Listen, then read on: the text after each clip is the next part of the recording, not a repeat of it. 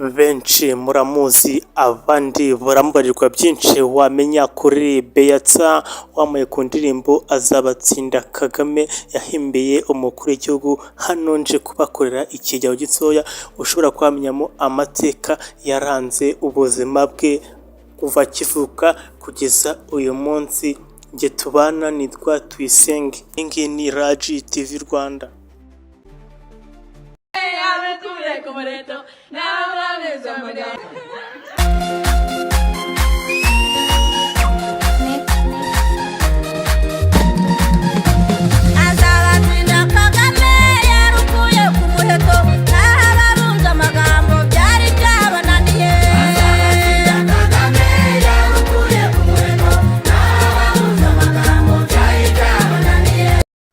Indirimbo yakunzwe cyane mu gihe cyo kwamamaza ndetse n'amatora, aho umukandida wa FPR Inkotanyi yabaga ari kwiyamamariza hose. Igihe indirimbo yakozwe akazi gakomeye cyane mu Rwanda ndetse no mu mahanga.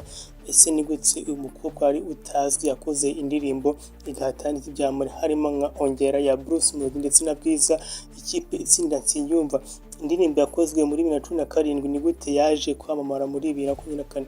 Waba urimo kwibaza amateka ya Beata wahimbye iyi ndirimbo na byinshi wamumenyaho igihe yari amaze gukora iyi ndirimbo. Mbese ni ikihe gihembo nyakubahwa Perezida wa Repubulika y'u Rwanda Paul Kagame yamuhembye? Amazina ye bwite ni Usengimana Beata.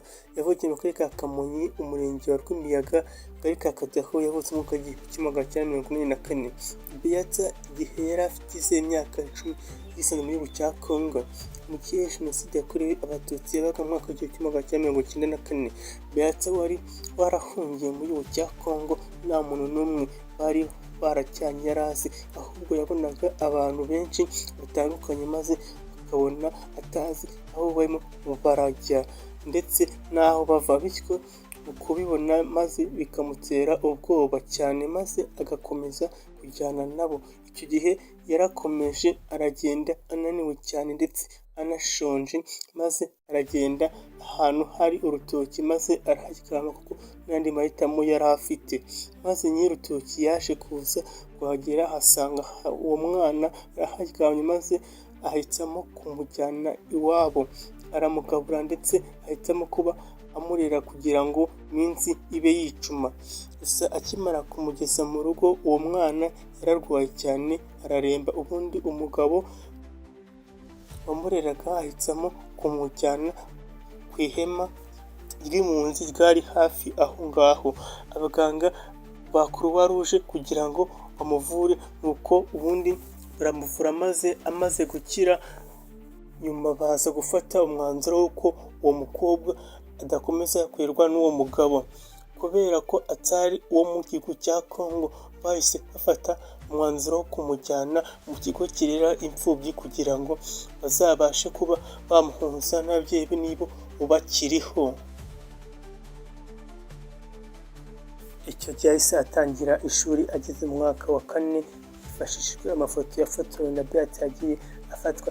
Aza kubona n'ababyeyi be, byari ibyishimo ku mutima.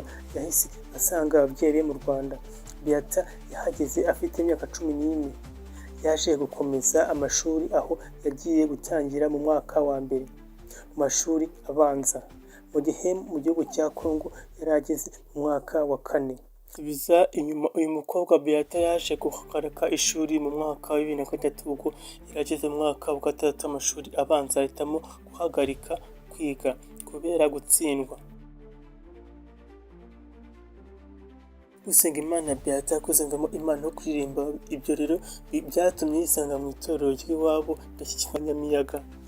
Gusa nanone impano ayikomora kuri se umubyara ni umuhanzi. Ese ni gute indirimbo yakozwe mu 2017 kugira ngo yifashishwe mu matora y'umukuru w'igihugu, ni gute yaje kwamamara mu mwaka wa 2024 ndetse ikaba bose ndetse ikaba ari indirimbo yakunzwe cyane mu bihe byo kwiyamamaza? Beata yakoze indirimbo ariko nigeze imenyekana, ntiyabasha kurenga iwabo ngo igere ahandi. Muri 2024 nibwo iyi ndirimbo yaje gufata indi ntera biturutse mu gikorwa cy'umuganda.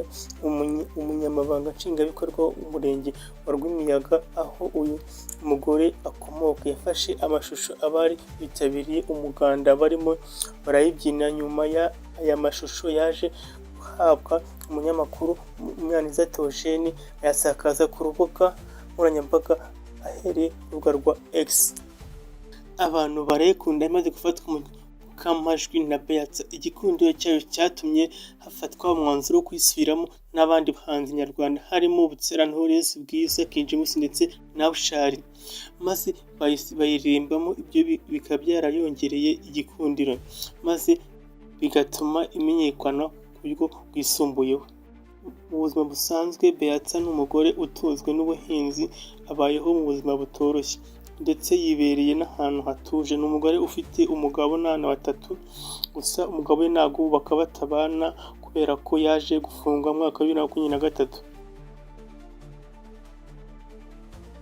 Mu gihe Beatha yarakoze indirimbo maze igakundwa cyane, umuryango wa FPR Inkotanyi ukaba warahise ujyana n'amasezerano na Beatha kugira ngo byibuze iyi ndirimbo abashe kuba yabemerera maze igakoreshwa mu bikorwa byo kwamamaza.